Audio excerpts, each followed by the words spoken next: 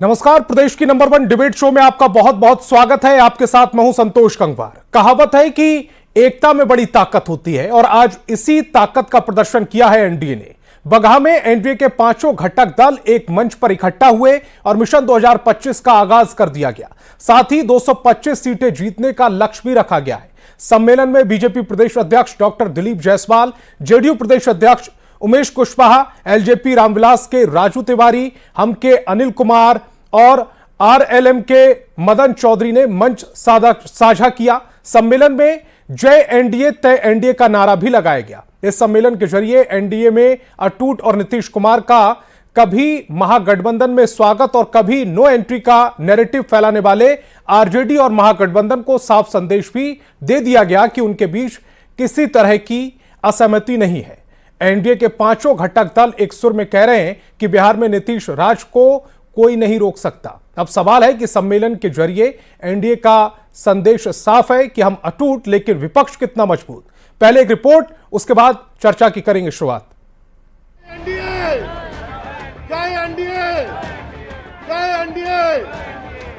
बिहार में एनडीए के कार्यकर्ता सम्मेलन का आगाज हो गया। बगहा से एनडीए ने 2025 के विधानसभा चुनाव का शंखनाद किया है।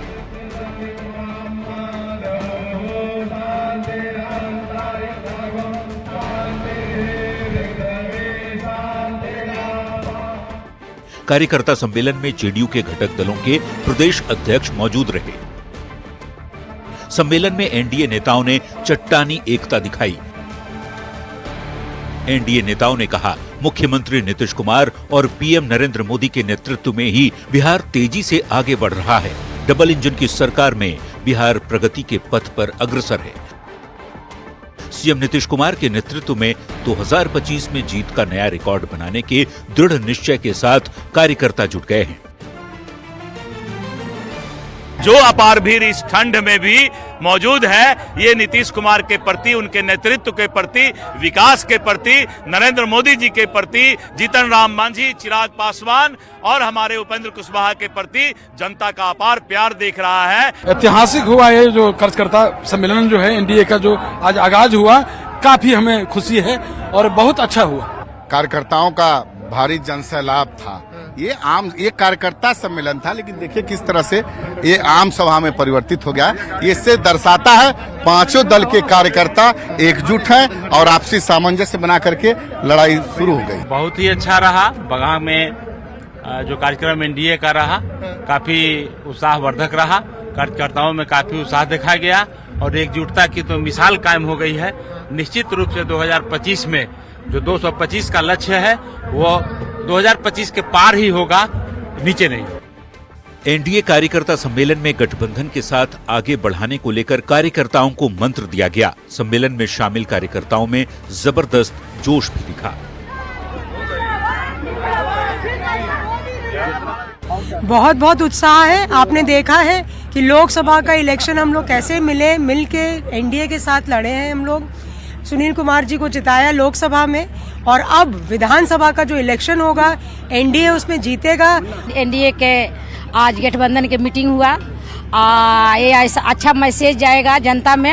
हम लोग 25 में मिल के भारी बहुमत से ऐतिहासिक जीत के संकल्प को लेकर एनडीए ने 2025 के विधानसभा चुनाव का शंखनाद कर दिया है। पहले चरण का अभियान जिन क्षेत्रों से शुरू हो रहा है वहां फिलहाल एनडीए का दबदबा है। 2025 में एनडीए ने 225 सीट जीतने का लक्ष्य रखा है। ऐसे में एनडीए की अपने मजबूत किले को और भी मजबूत करने की तैयारी है। बगहा से न्यूज 18 के लिए संवाददाता आनंद अमृतराज के साथ मुन्ना राज की रिपोर्ट। और डिबेट शो की शुरुआत करें उससे पहले आज के सवालों पर आते हैं। आज बहस बिहार की में हम पूछेंगे, एनडीए है अटूट, विपक्ष कितना मजबूत है। एकजुट एनडीए का मुकाबला कैसे करेगा विपक्ष, यह भी बड़ा सवाल है। एनडीए का चेहरा नीतीश, विपक्ष का चेहरा कौन, यह भी बड़ा सवाल है। और सवाल यह भी कि एनडीए में 5 का पंच आरजेडी के साथ कौन कौन है। कांग्रेस आरजेडी के बीच सब कुछ ठीक है क्या। डिबेट की शुरुआत करें उससे पहले मेहमानों से आपका परिचय करा देते। सत्ता पक्ष से हमारे साथ बीजेपी प्रवक्ता अरविंद कुमार और एलजेपी रामविलास के प्रवक्ता प्रोफेसर विनीत सिंह जुड़ रहे हैं। तो विपक्ष से आरजेडी प्रवक्ता सारिका पासवान और कांग्रेस के मुख्य प्रवक्ता राजेश राठौड़ जी जुड़ रहे हैं। मेरा पहला सवाल आरजेडी प्रवक्ता सारिका जी आपसे है। आज की तस्वीर देखी होगी आपने, एनडीए के पांचों घटक दल के नेता एक ही मंच पर हैं, तस्वीर में एक ही फ्रेम में नजर आ रहे हैं। आरजेडी को कंफ्यूजन है क्या? आपको क्यों लग रहा है कि एनडीए में सब कुछ ठीक नहीं है? देखिए संतोष जी, एक निदा फाजली जी की लिखावट है, मैं उसको पढ़ना चाहूंगी आपके समक्ष कि हर आदमी में होते हैं 10-20 आदमी, जिसको भी देखो कई बार देखना। और ये जो फ्रेम है ना, इसको भी 10 बार मैं कहूंगी कि आप भी देख लीजिए, मैं भी देख रही हूं और पूरी बिहार की जनता भी देख रही है। जितने भी इस फ्रेम में घटक दल है ना, वो सब अपने आप में आज नहीं तो कल विवाद आपके सामने देखने को मिलेंगे। ये कह रहे हैं कि बड़ी ताकत है एक दल, तो ऐसा क्यों लग रहा है कि इनके बीच में विवाद होगा या विवाद डाला जाएगा? ऐसा क्यों लग रहा है आपको? मैं बता तो रही हूं, इसमें अभी भी इस घटक दल में एक दल वहां दिखाई नहीं दिया। अगर एनडीए की बात करें तो एनडीए का एक दल अभी भी मिसिंग है वहां पे। और ये तो अभी शुरुआत है, धीरे धीरे जैसे जैसे समय बीतेंगे, जैसे जैसे सीटों का बंटवारा का बात आएगा, सब धीरे धीरे घसकते जाएंगे। और ये भी याद करना पड़ेगा कि ये वही दल है जिसने भारतीय जनता पार्टी ने जदयू को तीसरे नंबर की पार्टी बना के बिहार में छोड़ दी। और अब तो आने वाले विधानसभा के चुनाव में जदयू को पता चल जाएगा कि वो एक विलुप्त प्रजाति के रूप में जानी जाएगी। अब लोग कहेंगे, चर्चा करेंगे, कभी जो है जनता दल यूनाइटेड भी एक पार्टी हुआ करती थी। भारतीय जनता पार्टी का लक्ष्य तो यही है। और इसके पहले हमने देखा होगा जब मुख्यमंत्री के नाम की बात आई थी तो यही भारतीय जनता पार्टी ने किस तरीके से नीतीश कुमार को किनारा कर दिया था। ये कह रहे थे कि अटल जी का सपना तब पूरा होगा जब भारतीय जनता पार्टी की एक वाकया का जिक्र करती हैं, उसके बाद कम से कम 5-6 प्लेटफॉर्म पर यह कहा गया कि हम नीतीश कुमार के नेतृत्व में चुनाव लड़ रहे हैं, एनडीए ने उनको स्वीकारता थी। तब भी सारे घटक दल के जो प्रदेश अध्यक्ष थे वो एक मंच पर आए थे, आज भी एक मंच पर आए। आप ये नैरेटिव या भ्रम फैलाने की कोशिश क्यों कर रहे हैं? क्या नीतीश कुमार के चेहरे के अलावा आपको ऐसा लग रहा है कि जैसा जेडीयू कहती भी है कि इनको जेडीयू से नीतीश कुमार से वोट चाहिए? देखिए, 2-4 बातें हैं संतोष जी, मैं आपके सामने रखना चाहूंगी और हम बिहार की जनता के पटल में भी है वो, उनके भी समक्ष है वो सारी बातें। लेकिन 2 बातें मैं अगर आपको बता दूं। पहली ये कि पिछले बार एनडीए जब चुनाव लड़ी थी तो वहां भारतीय जनता पार्टी के बाद तीसरे नंबर पे जनता दल यूनाइटेड थी। दूसरी बात, अभी कुछ दिन पहले के एक सभा के दौरान कहा गया था कि अटल जी का सपना तब पूरा होगा जब बिहार में भारतीय जनता पार्टी की सरकार बनेगी। 2 ऐसे महत्वपूर्ण वाक्य, और वो मुझे लगता है कि वो साबित कर रही है कि बिहार में भारतीय जनता पार्टी जो है वो अपने एजेंडा, उनका एजेंडा यही है कि किसी भी तरीके से जनता दल यूनाइटेड को नेस्तनाबूद करना है। और उनके साथ और भी जो घटक दले हैं, अगर मैं बात करूं आरएलएसपी की, तो आपको भी पता है कि किस तरीके से उपेंद्र कुशवाहा जी जिस तरीके से हम जब हमारे साथ गठबंधन में थे और वो नाता रिश्ता तोड़ करके बड़ी मांग लेकर के वो गए थे, एनडीए में शामिल हुए थे, तो उन्हें किस तरह के हालात का सामना करना पड़ा। तो मुझे लगता है अभी जो भी घटक दलें वहां पे दिखाई दे रही है वो एक फ्रेम में, वो झूठ है, वो दिखावा है। और आने वाले समय में सबकी सच्ची तस्वीर जो है ना, वो देश की जनता के सामने आने वाली है। और ये 18 सालों से बिहार में इनकी सरकार है, एनडीए की सरकार। किन मुद्दों पे ये जाकर के आज बोलेंगे जनता के बीच में? जो भी वादे इन्होंने बिहार की जनता से या देश की जनता से किया वो तो सारे झूठे हो गए। आज तक भी जो कहा करते थे एक समय में कि 19 लाख नौकरियां बिहार की जनता को देंगे, देश के संदर्भ में मैं नहीं बात करूंगी, केंद्र की सरकार ने तो बहुत बड़े बड़े वादे किए थे, 2 करोड़ हर साल नौकरी देने की बात कही थी, जाति आधारित गणना, बिहार को विशेष राज्य का दर्जा। मुझे समझ में नहीं आ रहा है ये जो एक फ्रेम में आज अपने आप को ये प्रूफ कर रहे हैं, जबरदस्ती का दिखावा दिखाने की कोशिश कर रहे हैं कि देखो भाई हमें बड़ी एकता है, बड़ी समानता है, हम बड़े एक दूसरे के साथ मजबूती के साथ खड़े हैं। अभी तो समय कहां आया है, आने तो दीजिए, टिकट के बंटवारे का समय आने दीजिए, फिर देखिएगा क्या भागम भागी, क्या टूट, क्या मतलब लूट खचोट, वो तमाम चीजें अभी बस मुझे लगता है कि थोड़ा वक्त और बीतने दीजिए, इनकी असली तस्वीर जो है ना वो जनता के समक्ष हो जाएगी। ठीक है, बीजेपी प्रवक्ता अरविंद कुमार भी मेरे साथ जुड़े हुए हैं। अरविंद जी, आरोप आपने सुन लिए, जवाब देंगे आप? जी हाँ, बिल्कुल। एक कहावत है कि एक आदमी बस में जा रहा था और वो ये सोचते जा रहा था कि बस आगे एक्सीडेंट कर जाएगी, सारे लोग मर जाएंगे और मैं बच जाऊंगा। वही आरजेडी के प्रवक्ता कह रहे हैं, ये एनडीए में हो जाएगा, वो हो जाएगा। इनके पास अपना कुछ कहने के लिए नहीं है। संतोष जी आज ने देखा होगा, देखिए जनता के मुद्दों पर एनडीए एकजुट है और ये कार्यकर्ता सम्मेलन था। और आप देखेंगे ये कार्यकर्ता सम्मेलन आम सभा में तब्दील हो गया। आम जनता, माता बहने, युवा, सारे लोग इसके साक्षी बने और सारे लोग जुटे। इन लोग के अंदर एक उत्साह था। उत्साह किस चीज का था? कोई एनडीए के प्रति उत्साह था, आरजेडी के प्रति उत्साह था? नहीं। जो एनडीए सरकार काम कर रही है, नीतीश और मोदी की जोड़ी ने जिस रूप में देश में विकास का काम किया है, जिस रूप में राज्य में विकास का काम किया है, जिस रूप में अमन शांति है, चैन है, और इसके पक्ष में ये एकजुटता थी। सारे कार्यकर्ता ही नहीं, आम जनता इस कार्यकर्ता बैठक में लोग एकजुट हो गए थे। तो इनके पास कहने के लिए नहीं है। देखिए, भारतीय जनता पार्टी और एनडीए जनता के मुद्दों और राज्य के विकास पर सिर्फ बोलती है और उन्हीं कामों को ये अंजाम तक पहुंचाती है जो हमारे किए हुए वादे हैं। और ये दिख रहा है बिहार में, आप एक जगह से दूसरे जगह, चाहे सड़कें हो, लॉ एंड ऑर्डर हो, बिजली हो, और देखिए अभी निवेश के इतने अवसर आ रहे हैं। मुझे दुर्भाग्य है कि विपक्ष में रहकर भी, इतने दिन सत्ता में रहकर भी, आरजेडी और विपक्ष में रहकर भी क्या अपना संदेश देना चाहिए, उनके प्रवक्ता नहीं दे पा रहे हैं। आज मुझे गर्व है इस पार्टी में होने का, इस पार्टी के कार्यकर्ता होने का, कि आज सारा बिहार जिस रूप में एनडीए ने काम किया है और आने वाला समय में भी देख रहा है कि यही एक दल है जिस रूप में एक साथ होकर जनता के प्रति कृत संकल्प है, जनता के वादों के साथ है, जनता के राजेश जी भी है मेरे साथ, मुख्य प्रवक्ता है कांग्रेस के। राजेश जी, एनडीए के घर को तो देख रहा है महागठबंधन, लेकिन अपना गठबंधन आपसे संभल नहीं रहा है, ऐसे आप पर आरोप लग रहे हैं। दिल्ली में आपका गठबंधन टूट गया, उत्तर प्रदेश की भी कुछ इसी तरह की हालत है, उपचुनाव में आपको मौका नहीं दिया जाता। अब बिहार विधानसभा चुनाव में क्या होगा किसी को नहीं पता, लेकिन एनडीए पे कटाक्ष करना, उनके जो फ्रेम में 5 चेहरे दिख रहे हैं उन पर सवाल खड़ा करना ज्यादा आसान नजर आ रहा है। संतोष जी, मैं किसी पे सवाल खड़ा करने के लिए नहीं आया हूं, और मैं अभी जो बात हो रही है बिहार की परिप्रेक्ष्य में बात कर रहा हूं। दिल्ली में मेरा अलायंस किससे है, उत्तर प्रदेश में किससे है, तो कई राज्यों की मैं बात करूं तो मैं फिर ये नए सवाल आ जाएंगे कि एलजेपी दूसरे राज्य में कहाँ है, जेडीयू कहाँ है, इसमें डिटेल हो जाएगा ये डिबेट।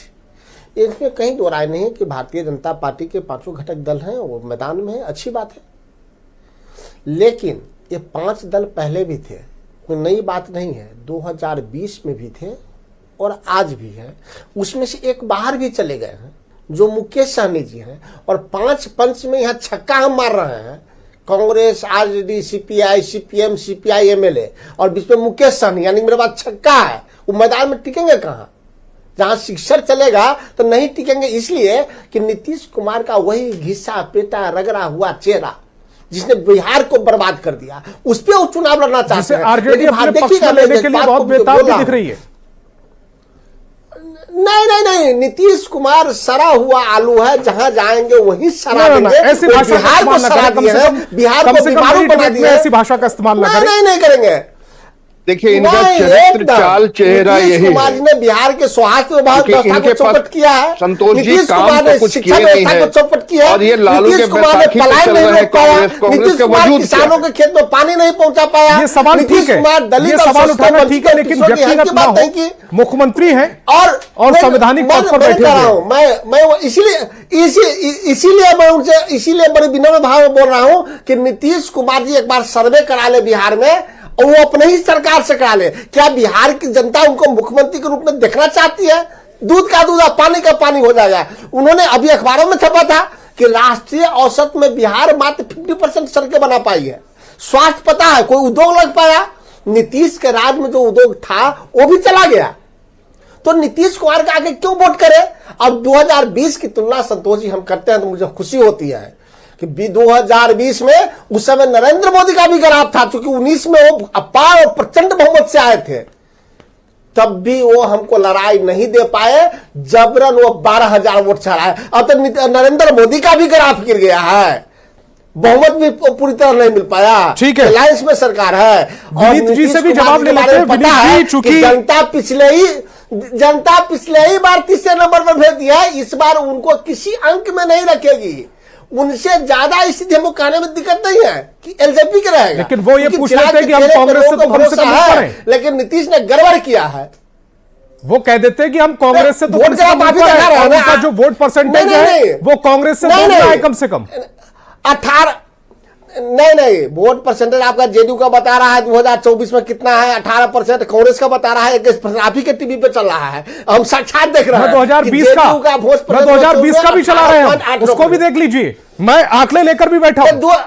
पहले 20 अरे यही तो मैं कहा हूं, अरे संतोष जी यही तो मैं कहा हूं कि 2020 के बनस्पत हम और ज्यादा सशक्त और मजबूत हुए हैं। नरेंद्र मोदी जी और नीतीश कुमार जी का ग्राफ बहुत गिरा है, तब तो 24 में मेरा वोट बढ़ा, ये वोट और आगे बढ़ेगा। ठीक है, विनीत जी भी हमारे साथ हैं। विनीत जी, पहला तो ये कि जो 5 चेहरे आज एक फ्रेम में दिख रहे थे उसको विपक्ष मानने को तैयार नहीं है। वो ये कह रहा है कि इनमें टूट होगी और जब सीटों का बंटवारा होगा तो ये छिटक जाएंगे। आपकी प्रतिक्रिया? संतोष जी, पहले तो आप सभी को गुड इवनिंग, नमस्कार।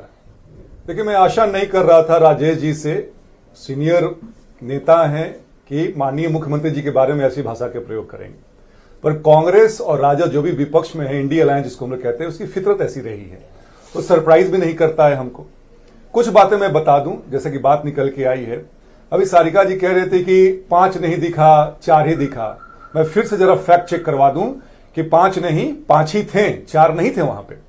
और सुनिए जरा, ये बताए कांग्रेस जो कि राजद के बैसाखी पे चलती है कि उनकी क्या स्थिति है। इनके बड़े नेता कहते हैं कि तेजस्वी यादव हमको हल्के में ना ले, तेजस्वी यादव कोई इनको भाव नहीं देते हैं। मैं तो ये बिहार की बात कर रहा हूं, केंद्र में तो और स्थिति खराब है इनकी।